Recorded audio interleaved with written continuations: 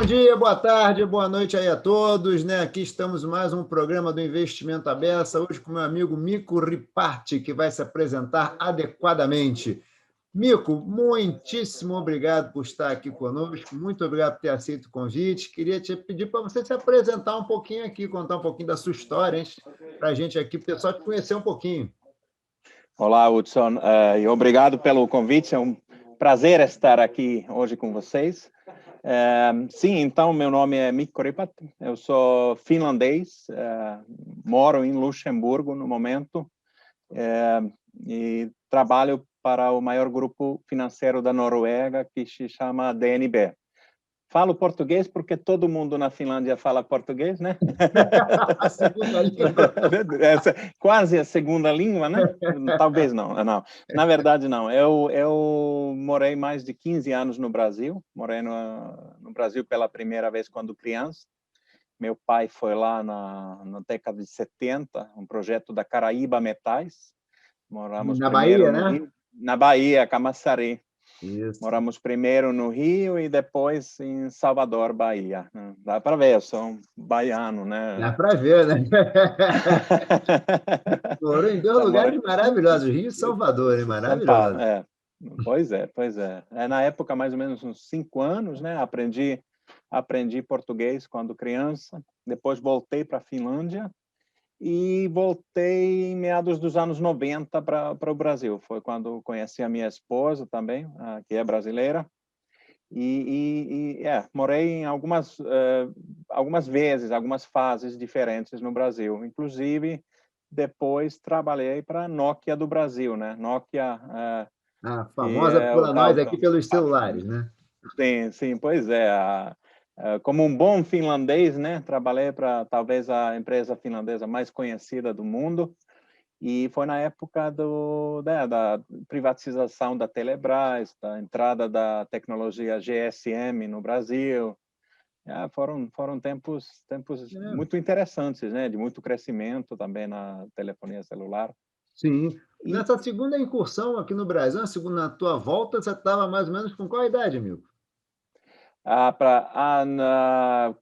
na Nokia eu estava com 26 Tá, anos, 30 sei. anos, já estava com assim, mas quando inicialmente eu tinha 6 anos de idade, quando a minha família mudou para o Brasil, quando meu pai foi lá a trabalho. Tinha 6 anos e fiquei até a idade de 11, né? Foi uma idade muito boa, né? De aprender línguas, aprender agricultura. Alfabetizou no Brasil, praticamente. Sim, foi perfeito, né? A gente É. ainda é jovem, agora a gente vai ficando mais burro só, mas Agora a gente, agora a gente se questiona muito, né? É mais complicado, né? A língua é mais fácil quando o cérebro está mais aberto a coisas novas, né? com certeza, com certeza. É. Aí você teve a segunda incursão aqui na Nokia, ficou mais quantos anos, mais ou menos? Fiquei uns 6, 7 anos. 6, 7 anos. E aí adquiriu Isso, esse português muito bom, inclusive. sim. E depois voltei ainda com a Nokia para a Europa, né? Para a Finlândia. Só que depois surgiu uma oportunidade, eu conhecia, claro, muito bem Brasil, América Latina, eu tinha na Nokia trabalhado com análise de mercado, estratégia, então eu conhecia as economias, conhecia as empresas, conhecia a situação política e surgiu uma oportunidade numa gestora finlandesa que tinha um fundo Brasil de ações Ah, que investia no Brasil. E eles contrataram, na verdade, 2 pessoas novas. O colega meu, ele era muito experiente como gestor, mas não conhecia tão bem Brasil ou América Latina. Eu não conhecia, não era um gestor, né, não era novo nesse mundo, mas conhecia muito bem o mercado onde o fundo investia. E foi o jeito que eu dei, a minha maneira de entrar no mundo de investimentos de verdade. Obviamente, na Nokia também eu trabalhava com alguns projetos de investimentos, tinha umas coisas, mas agora, depois, foi realmente entrar de verdade. E foi assim que eu entrei no mundo de asset management, sendo responsável de um fundo Brasil, Era um dos primeiros fundos de ações que investia no Brasil, no norte da Europa, e também olhava outros países da América Latina, mas o foco, especialmente no início, era só Brasil. Tá. Interessante, né? Foi uma mudança assim. E aí gostou. Entrou em asset management, gostou. Está até hoje. Então, estou até hoje, né? Entrei, gostei, e agora em Luxemburgo, né?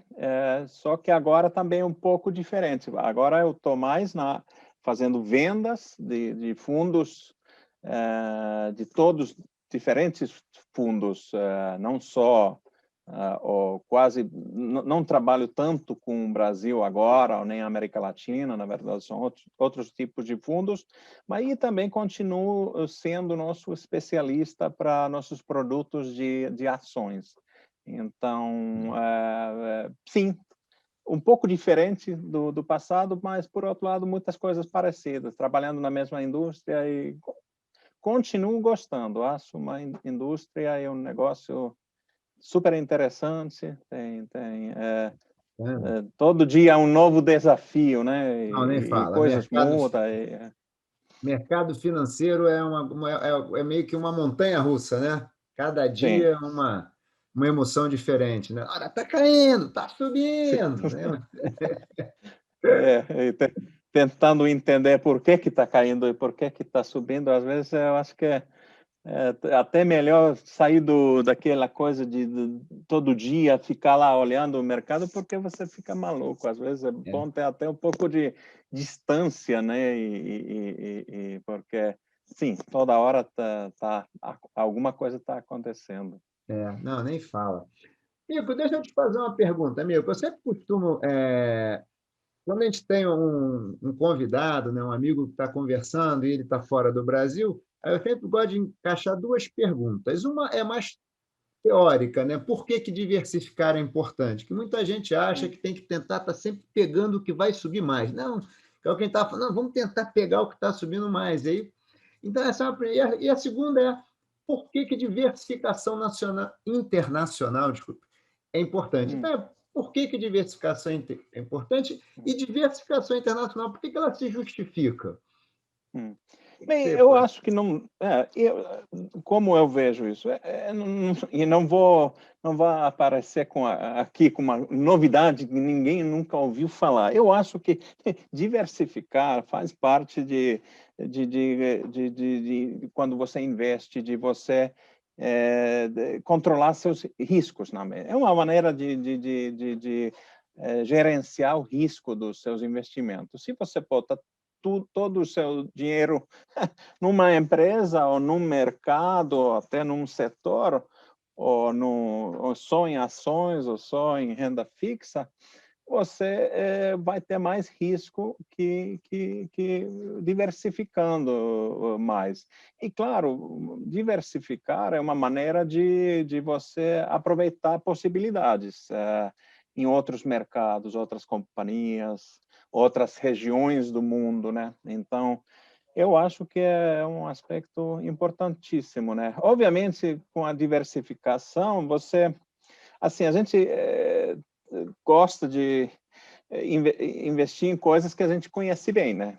E diversificar normalmente quer dizer também aprender um pouco sobre novas coisas, que eu acho interessante, né?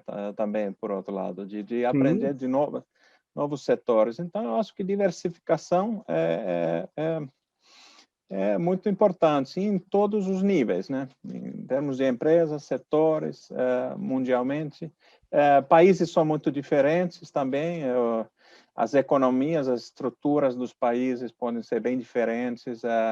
Às vezes, um país pode, né, depender de poucos setores, por exemplo, e se você só investe nesse país, na verdade, às vezes você está colocando boa parte do seu dinheiro pode ser na situação que poucas empresas ou até em poucos setores, né? Então, eu acho que é isso. Não, faz todo sentido. Todo sentido, todo sentido, todo sentido. Essa semana passada, não me lembro, saiu uma notícia sobre o BIS, né? Banco Central dos bancos centrais, né, falando que Hum, prevê para os países emergentes um momento mais difícil à frente, né, por causa das restrições de crédito. É o que você está falando, de repente você está muito hum, concentrado em país emergente, pode ser que não seja tão bom, né? Só dando sim, um sim. exemplo, né? Pode ser que E seja. eu acho que até no Brasil, né, a queda dos juros, tudo bem, agora os juros voltaram a aumentar um pouquinho, talvez aumente ainda um pouquinho, mas assim, mas eu acho que os juros no Brasil, de uma maneira geral, vão ficar num patamar mais baixo que antes. E assim, a poupança ou os próprios renda fixa já não te dá o retorno que dava antes, né?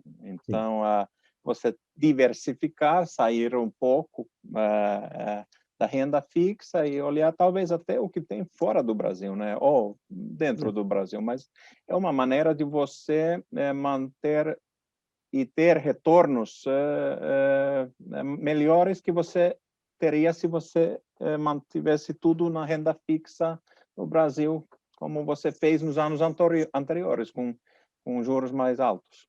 Não, realmente, com juros como o Brasil tinha lá em torno de 14, 16%, meio que você pensa assim, para que mandar o dinheiro para fora, né? Deixa ele aqui. Mas não é a Não, nova realidade, como você falou, nada no horizonte indica que voltará a ser, pelo menos em longo prazo, em médio prazo, vai. Aí sim. deixa eu te fazer então uma pergunta, amigo. Agora aquela história. Quando a gente pensa muitas vezes em, vamos investir fora do Brasil, eu tenho a Hum, impressão que quase todo mundo pensa logo assim, Estados Unidos. hum, Aí, hum, o mundo não é só Estados Unidos, né? hum. E aí a pergunta é para um especialista. O- Fala um pouco, o que os mercados nórdicos têm para oferecer? Qual é a característica desse mercado? O que esse mercado tem de boas oportunidades? Sim. Então, os países nórdicos, estamos falando agora da Finlândia, Suécia, Noruega, Dinamarca e Islândia também, né? Um país pequeno, 300 mil habitantes, mas estamos falando desses países. São, eu acho que países que têm uma imagem boa, né?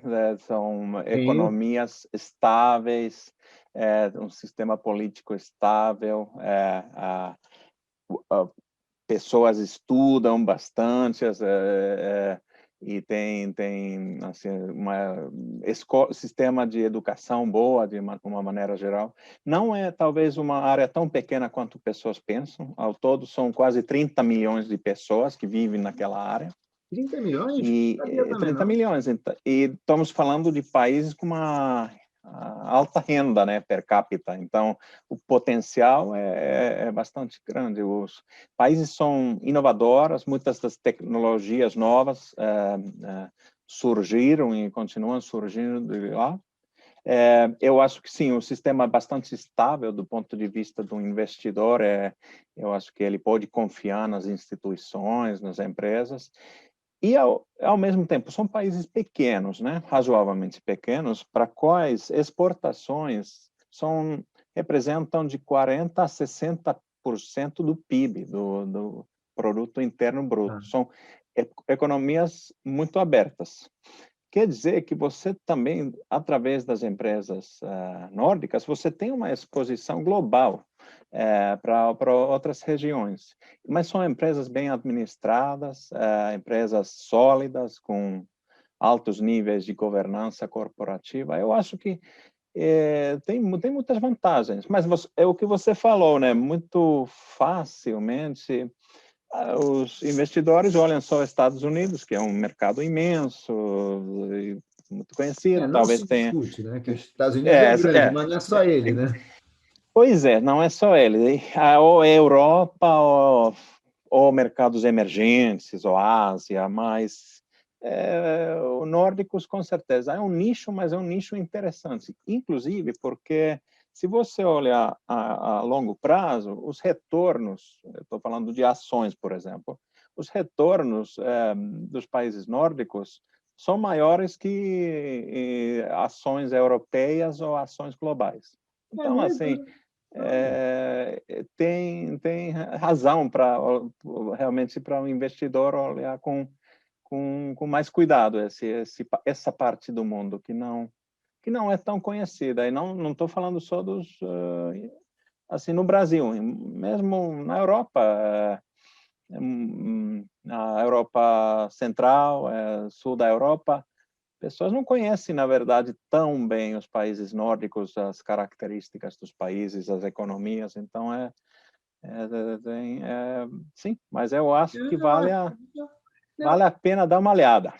Não, e você falou a gente no Brasil fala muito aqui uma coisa, você falou uma coisa aí que eu acho que inovação. Hoje em Sim. dia se fala-se muito em inovação, inovação, inovação, inovação, mas assim, eu noto que são países individualmente, né, são países pequenos, vamos chamar assim, mas com economias muito inovadoras, né? Você vê quantas Sim, tecnologias novas surgiram em países nórdicos, quando a gente fala em telecomunicação, quando a gente fala em sim, fintech e tal. Isso é um traço realmente dessas economias, né? São economias com sim, capital humano intensivo, né? Capital intelectual intensivo, né? sim. Porque também, não, definitivamente, não são países com mão de obra barata, exatamente, né? Mas com mão de obra bem qualificada e investindo em inovações. Todos os países nórdicos sabem que o futuro deles depende de inovação, de investir em pesquisa e desenvolvimento. Agora, os países são diferentes, né? Uma Noruega, por exemplo, tem um setor até de petróleo, setores ligados aos serviços de petróleo, setor de pesca é muito importante, e o setor marítimo de uma maneira geral. Suécia é quase uma pequena Alemanha, né? Tem empresas industriais fortes, também tem umas marcas mundiais de consumo muito conhecidos. Finlândia, é importante o setor de papel e celulose, né? Tecnologia também, Nokia tem algumas empresas industriais. Dinamarca tem empresas de consumo, tem empresas no setor de saúde, por exemplo, farmacêuticos. Então, eles são diferentes, cada país. Quando você junta, fica uma combinação bem legal. E é o que você falou, inovação independente do quais sejam os principais setores para esses países, a inovação é fundamental. Seja a inovação na área de papel e celulose, seja a inovação na área de remédios, ou até a inovação das empresas do setor de consumo. Interessante que você foi falando assim, uma certa hora, assim, são economias que com certeza cresceram muito com a industrialização.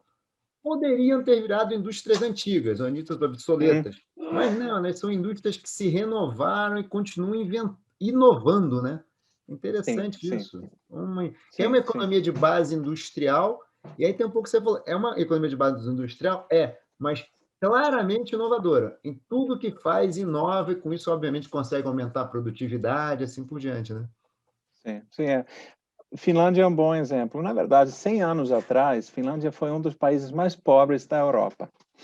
A Finlândia ganhou a independência em 1917 e realmente foi, na época, um dos países mais pobres. A industrialização na Finlândia começou, na verdade, mais ou menos quando no Brasil, né? Verdadeiramente na década de 50, no caso da Finlândia depois da guerra, Segunda Guerra Mundial, né? E foi a indústria de papel e celulose, especialmente, que foi a base da industrialização. E tudo ligado a isso. Agora, o consumo de papel no mundo está caindo, né?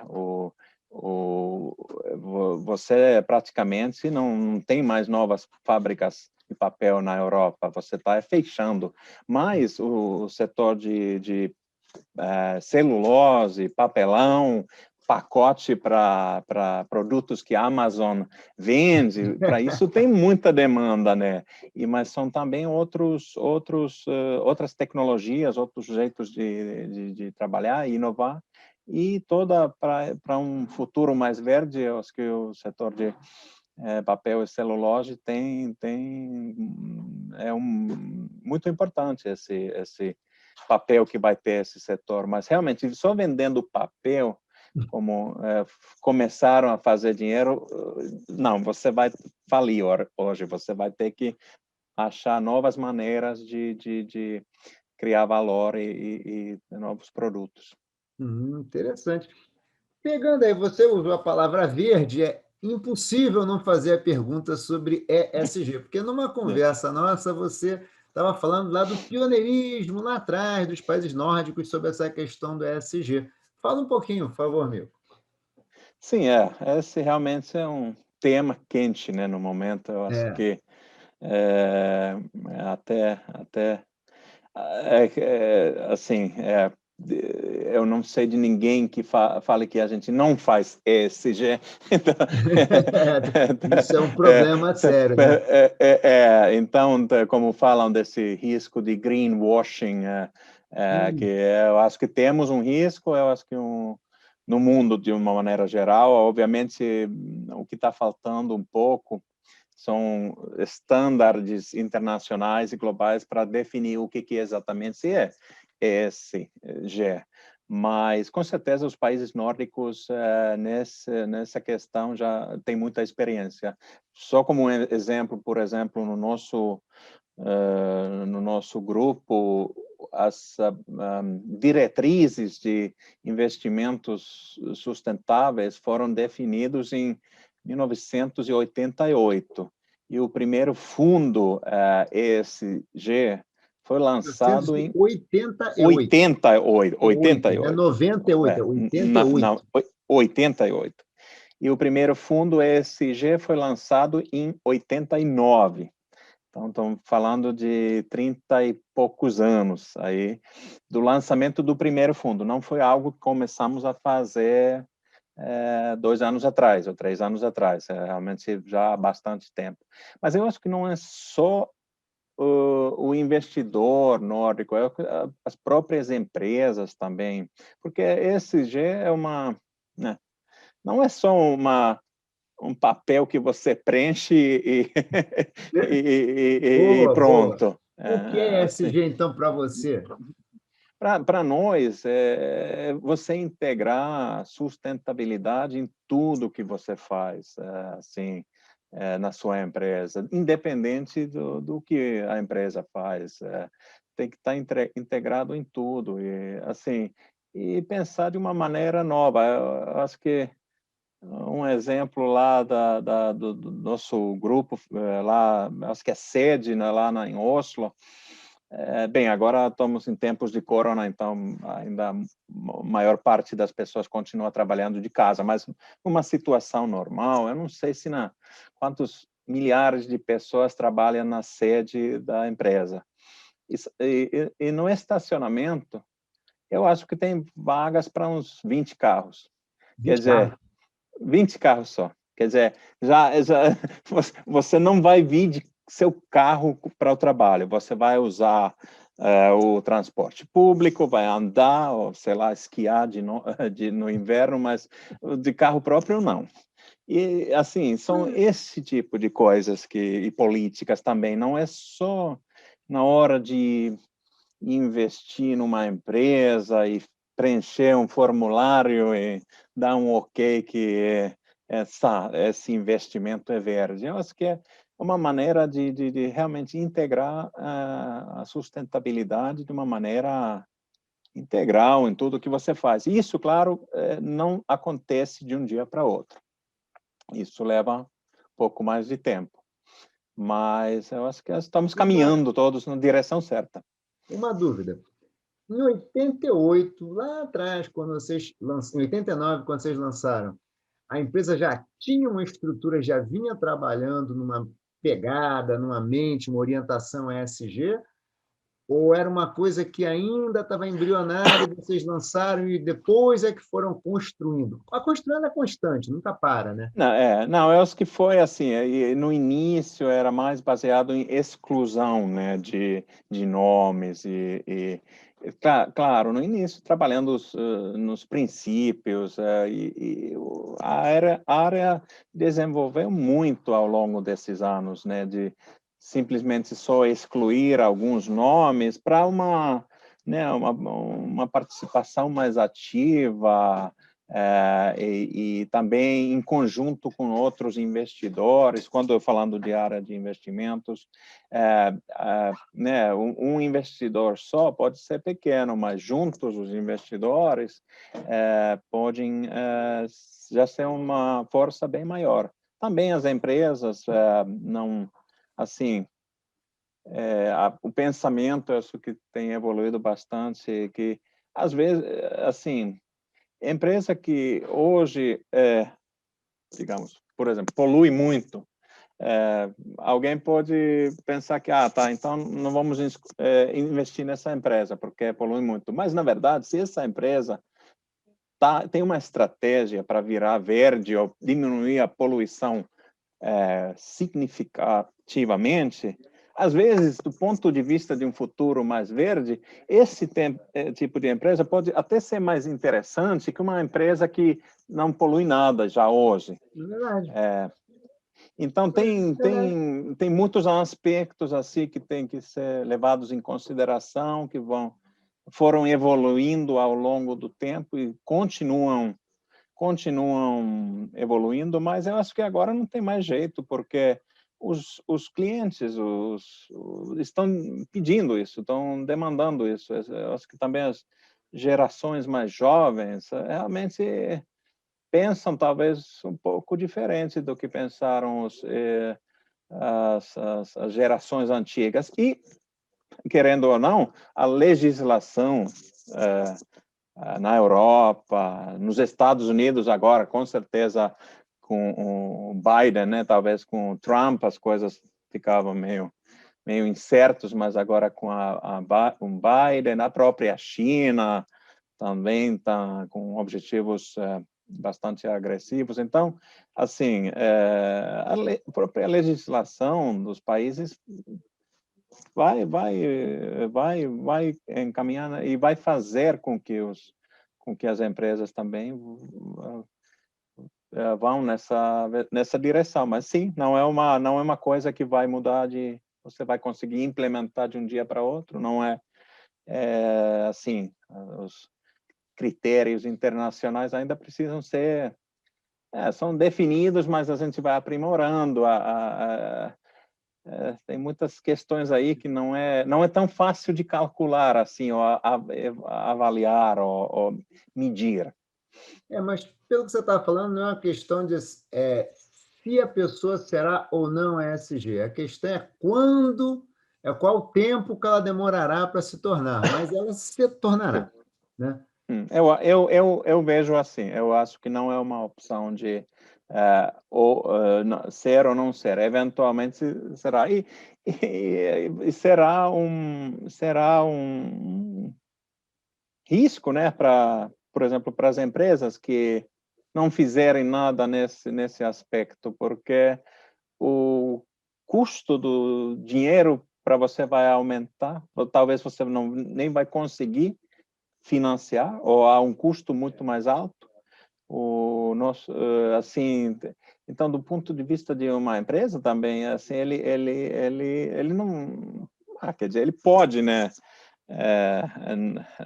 esquecer esse assunto e pensar que esse assunto aí deixa para lá, que a gente não vai perder tempo com isso. Eu acho que isso rapidamente vai chegar lá no CEO, no CFO, através de condições de mercado, por exemplo, em termos de financiamento, acesso ao mercado. Então, assim, claro, talvez vai demorar um pouco mais no mercado que no outro, mas essa tendência, eu acho que não tem assim, vai nessa direção, porque nós precisamos de cuidar desse nosso mundo, né? Que assim, se você pensar o que está atrás, não é porque tem que preencher um formulário mas eu acho que são questões muito maiores atrás aqui em termos por exemplo, o futuro mais verde, né? Nós temos um mundo só aqui, nós temos que cuidar do futuro do mundo. Eu acho que ano passado as emissões CO2 no mundo caíram mais que na história, né? Foi, eu acho que, não sei se foi 4 a 8% as estimativas, quanto as emissões de CO2 caíram no ano passado. Mas por que foi isso? Foi por causa da Covid. E o custo para a sociedade custo para a sociedade para diminuir as emissões de CO2 dessa maneira não é uma opção, né? Nós vamos ter que fazer isso de uma maneira mais sustentável, né?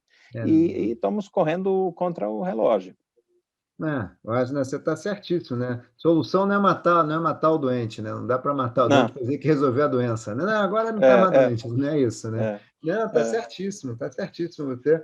Eu acho que, bem, a gente está vendo hoje essa questão do aquecimento, né, global, né, essa onda de calor, a gente está conversando um pouquinho antes, a onda de calor no Canadá e outros lugares, um frio, aliás, aqui no Brasil está um frio danado essa semana. Esse tipo de coisa, né? Questão de respeito a minoritários, respeito a acionistas.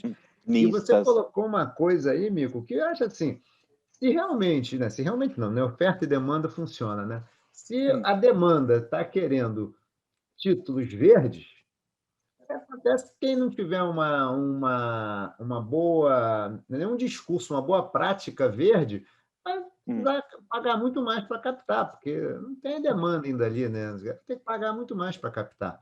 É isso que vai acontecer. Então, uma hora fica claro que a conta não faz sentido, é melhor você ser ESG. Mesmo para quem não tem convicção, né, vai perceber que não tem outro jeito, né? Eu acho que é um pouco disso, né? Mais ou menos. Não, eu acho que sim, eu acho que é através de financiar, custo de financiamento, através de talvez impostos a mais que a empresa vai ter que pagar. Assim, quando você começar a sentir em sua bolsa, normalmente a gente muda de opinião, né? Ou começa a fazer algo, né? Exatamente. Sabe que eu estou achando que esse negócio de ESG é bom, né? O cara começa a pensar assim. Nico, deixa eu te fazer uma outra pergunta aqui, que a pergunta sempre a gente pensa aqui, né? Primeiro, você tem visto interesse de brasileiros, um interesse maior nos últimos anos de brasileiros pelos países nórdicos? Sim, bem, eu acho que eu tenho visto, sim, de uma maneira geral, não talvez especificamente dos nórdicos, mas é um pouco o que a Europa, mundo de uma maneira geral. Eu acho que volta um pouco ao que eu já comentei sobre a queda dos juros no Brasil, as pessoas né, vendo outras oportunidades fora do Brasil também. E eu acho que, sim, eu acho que os investidores brasileiros estão olhando um pouco para fora. Eu não, assim, com certeza o foco não é nos países nórdicos, mas de uma maneira geral eu tenho percebido mais interesse. E eu acho que, assim, até no Brasil, né, a gente por muitos anos número de investidores na bolsa ficava em torno de, acho que 500 mil, né? E não saía daquilo de jeito nenhum. Agora, não sei, a gente está onde? 3 milhões e meio? Quase 3 milhões e meio já. Sim, assim, que legal. Eu acho, claro, eu acho que muito, talvez, assim, muitos olhando ainda ações e empresas brasileiras, mas eu acho que muitos também olhando um pouco para fora do Brasil. E assim, eu acho que é uma tendência natural. Mas como você comentou também, se uns anos atrás os juros estavam em 14%, por que não vale a pena olhar para fora se você tem os juros reais mais altos do mundo? E assim, até eu ficava pensando, por que até investir em qualquer coisa produtiva, sabe, arriscar para investir em qualquer outra coisa, bota só nos títulos do governo brasileiro com um rendimento tão fantástico assim? Eu acho que é até bom para a sociedade, né? Os juros mais baixos faz o dinheiro, né, entrar em outros setores, outras indústrias e indústrias de uma maneira geral. Mas agora a gente está nesse cenário, né? Um cenário de juros menores, onde o brasileiro começa a precisar procurar, né? Retorno em em outros países, em outros continentes, né? E que bom que você vem notando, que isso significa que também o Brasil ele tem um viés interno muito grande, né? O Brasil é o maior país da América Latina, então tem um viés interno muito grande. Então, a gente também tem que quebrar esse viés, começar a olhar um pouco para fora, né? Agora, eu te faço também aquela curiosidade. E você vê europeus interessados no Brasil? A gente sabe aqui, né? O Brasil já foi capa da The Economist como uma grande aposta, né? Sim, E os últimos anos a The Economist, não, só para citar, nada especial em relação a The Economist, é porque foram coberturas que ficaram famosas, né? E agora, nos últimos anos, é o contrário. O Brasil tem sido visto como primeiro perdeu o rumo e agora está totalmente no rumo oposto, né? Você vê europeus menos interessados no Brasil? Como é que você vê esses últimos anos aí, esse sentimento do europeu em relação a investir no Brasil? Realmente, é como você falou, né? E é como as coisas vão, não só no caso do Brasil, mas em muitas coisas, né? Quando alguma coisa fica muito popular, né? Vai ficando mais e mais popular até né? E normalmente acaba numa, não sempre, mas muitas vezes acaba numa mudança depois no final bem dolorosa e aí os investidores correm para uma outra coisa e já esquecem. Eu acho que o Brasil também ao longo dos anos sofreu um pouco desses movimentos, né? Tava de repente virou o país, né? O futuro chegou e depois né, ninguém quer saber. E, ultimamente, eu acho que tem tido bastante interesse no Brasil. Assim, o Tom Jobim falou que o Brasil não é para principiantes, né? Isso mesmo, amigo. Me lembrou e você lembra ainda, é isso mesmo. Então, assim, mas então o Brasil é um país com, né, que para muitos é só futebol, carnaval e caipirinha, mas no fundo a complexidade é um pouco maior e é um complexo. Mas ultimamente tenho visto mais interesse pelo Brasil, apesar de todos os desafios e tudo mais. Mas, por exemplo, se você só olhar a bolsa brasileira, os múltiplos e a valorização tá interessante.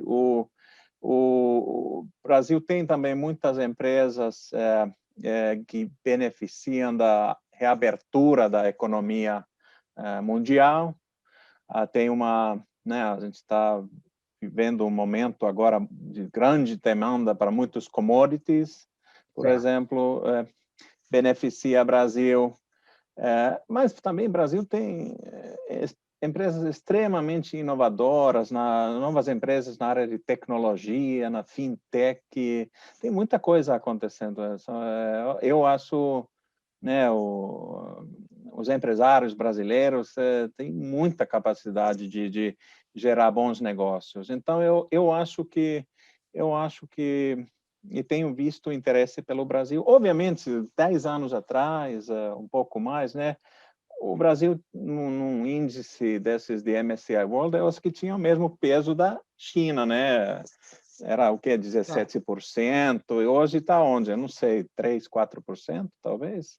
Assim, então, mas assim, está num outro patamar menor, e obviamente isso vai ter um impacto na alocação de dinheiro de muitos investidores. Mas eu acho que o Brasil tem muitos pontos interessantes que estão chamando a atenção dos investidores estrangeiros. Apesar de a gente ter a questão da Amazônia, que tem sido um ponto bem negativo na imagem do Brasil, o combate à pandemia, que tem sido um outro ponto também de bastante crítica no Brasil, apesar disso, você acha que isso não diminuiu o interesse de longo prazo no Brasil? Com certeza agora, durante a pandemia, as notícias que saíram do Brasil não foram exatamente muito favoráveis ao Brasil, e também as notícias sobre a Amazônia e assim por diante. Mas eu acho que os que entendem e conhecem o Brasil Olhando para o longo prazo, né? Olhando o longo prazo e olhando para o futuro e o potencial que o país continua tendo, apesar de todos os desafios e problemas que sabemos que são muitos, eu acho que aí depende. Você quer ver o futuro com olhos positivos ou você quer ver um futuro negativo? Assim, depende. Mas eu acho que muitos investidores veem potencial no Brasil e nas empresas brasileiras e inclusive em novos setores ligados à tecnologia. Então eu acho que esses investidores sabem e entendem o valor. Agora é muito fácil, com certeza, você com o Brasil queimar seus dedos se você tenta fazer um dinheiro rápido, como com qualquer, né, investimento. Eu acho que você tentar ser esperto e ganhar rápido dinheiro, você pode conseguir uma vez, mas você vai errar 9 outras vezes de 10. Então, acho que o Brasil também você tem que, né, olhar um pouco mais o longo prazo, olhar com cuidado. E eu acho que sim, apesar das algumas notícias não tão positivas sobre o Brasil, eu ainda quero acreditar e eu acredito que o futuro oferece muitas oportunidades. Não, e você tem a pulsação também aí, né? Você está trabalhando hoje muito com a parte mais comercial, né? De venda de produtos e tal. Você tem essa pulsação, né? Você sente, as pessoas vão a você e você consegue captar esse interesse, né? Assim, de longo prazo, né? No longo prazo, as pessoas continuam investindo no Brasil. Então, assim, legal, né? Bom saber disso, né? Bom saber que no longo prazo, assim, tem os solavancos, mas as pessoas acreditam. Não, o país ele tem oportunidades, ele tem vantagens, e eu acho que isso é bom saber, né? Porque a gente hoje está vivendo um noticiário que é bastante negativo, e obviamente com razão. Mas numa trajetória de longo prazo ela é positiva, né? Isso é bom a gente aqui dentro saber disso, né? É bom Mas saber disso. é verdade, mas no mundo de hoje em dia não tem jeito, né? Com a internet, com todo mundo com acesso à internet e acesso à informação, realmente todas as notícias ruins ou boas, né?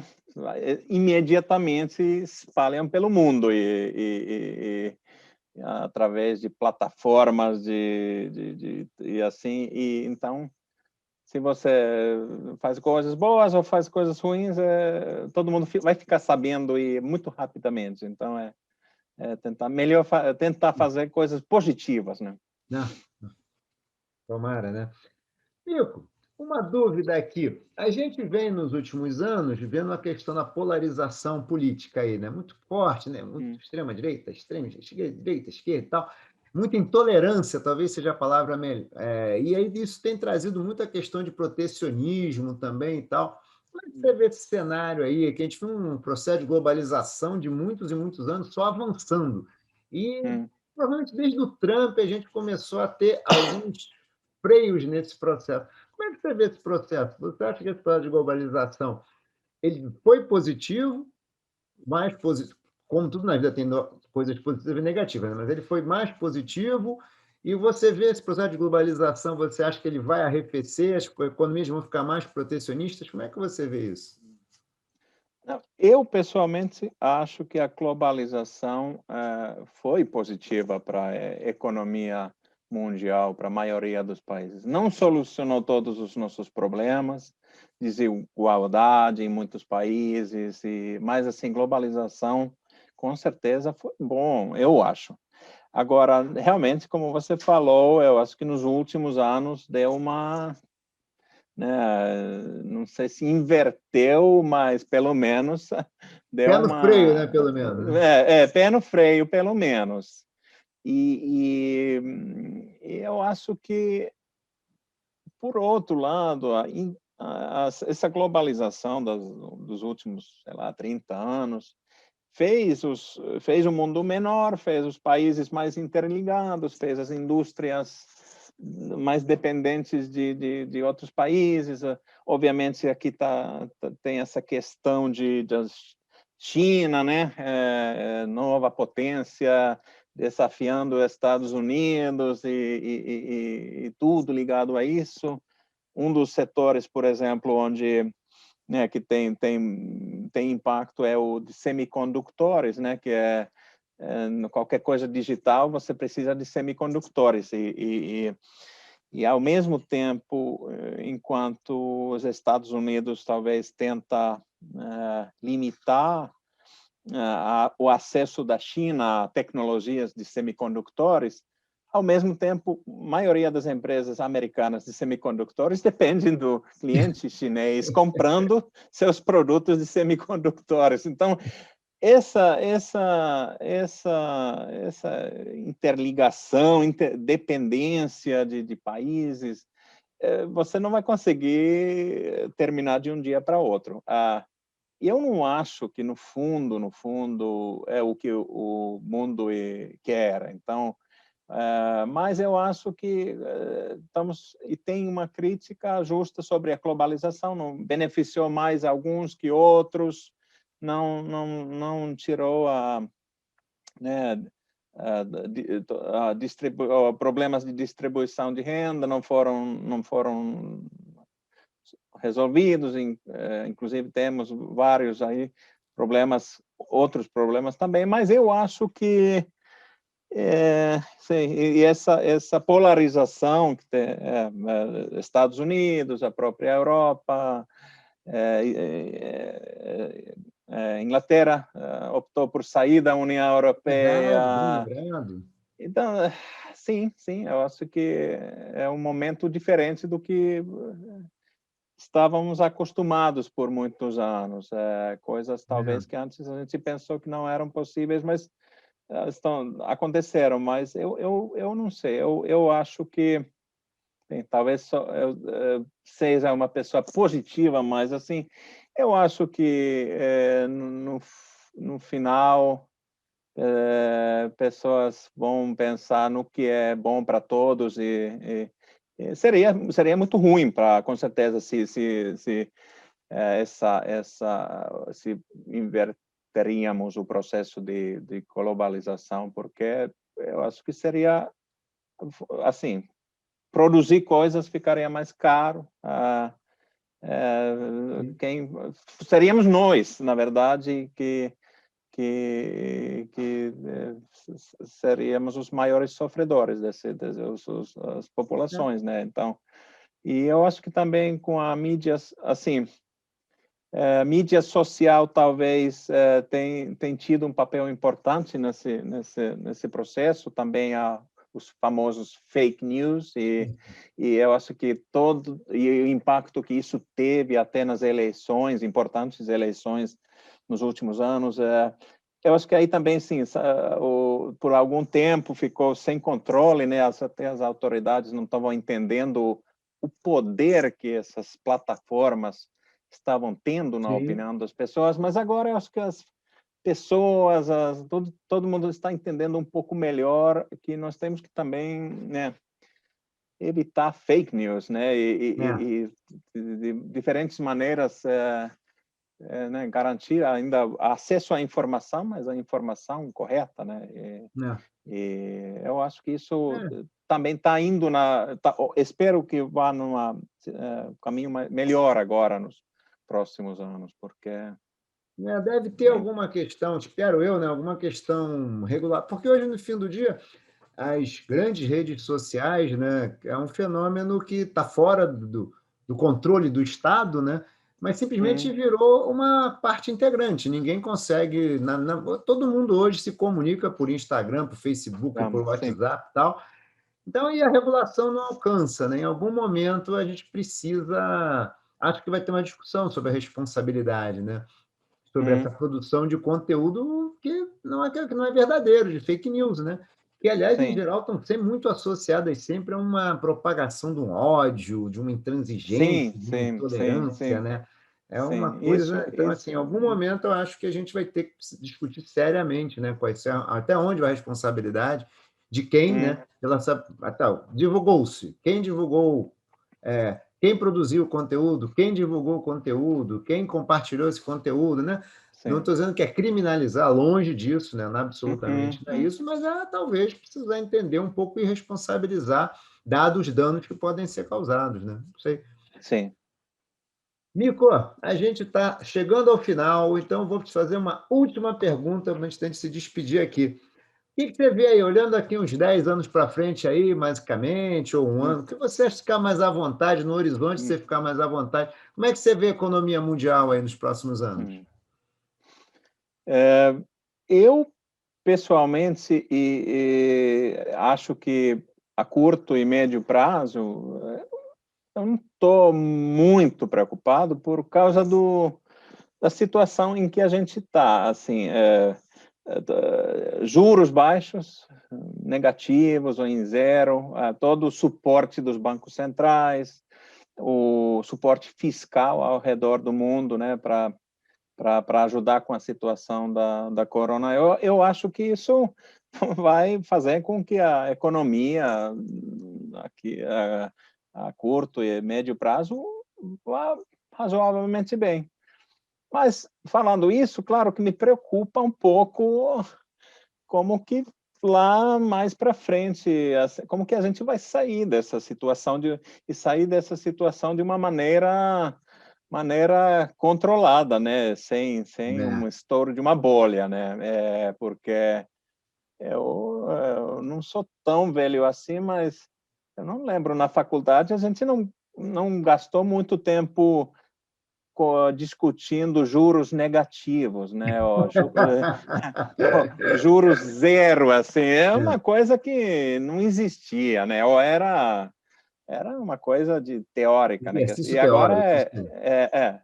e agora é realidade, né? Em muitos países. Isso eu não acho que isso aí não é normal. E claro, também o endividamento aumentou muito e isso me preocupa um pouco mais lá para frente.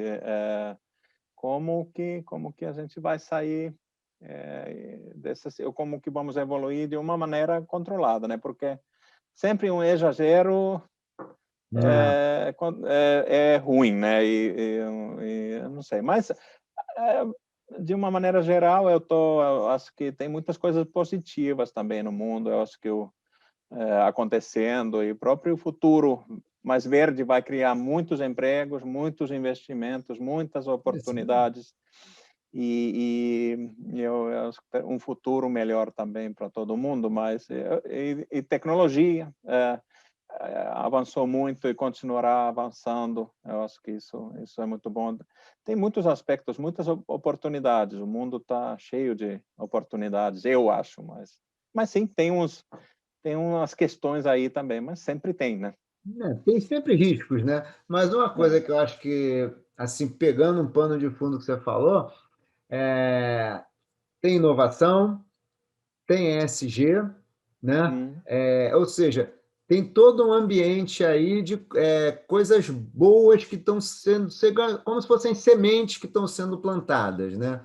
A Sim. inovação está aumentando, a tecnologia está vindo para melhorar muita coisa na área de saúde, por exemplo, e ao Sim. mesmo tempo tem um ESG que você vê oportunidade de longo prazo.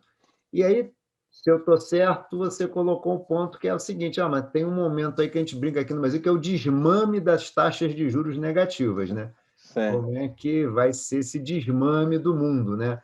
Porque já Sim. houve ali em 2013, pós que em 2008, por exemplo, teve uma fala que acho que foi o Ben Bernanke, que foi na época presidente do Fed, né?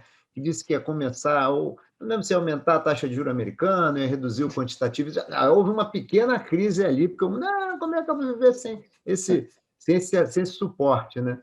Em algum momento ele tem. Eu acho que faz parte, né? Faz parte. O Sim, risco sim, faz sim. parte, né, do negócio. Né? Faz parte. Pessoas não podem ficar acostumados de mais que juros vão sempre ficar em zero ou perto do zero, né? Né? E, Mas e que os bancos centrais vão ficar garantindo liquidez constantemente, né? constantemente, né? Eu acho que o corona foi uma situação inesperada e que não tinha jeito, né? Se precisou dessa ajuda fiscal e monetária e veio rápido e veio muito, né? Muito mais que crise financeira de 2008, 2009,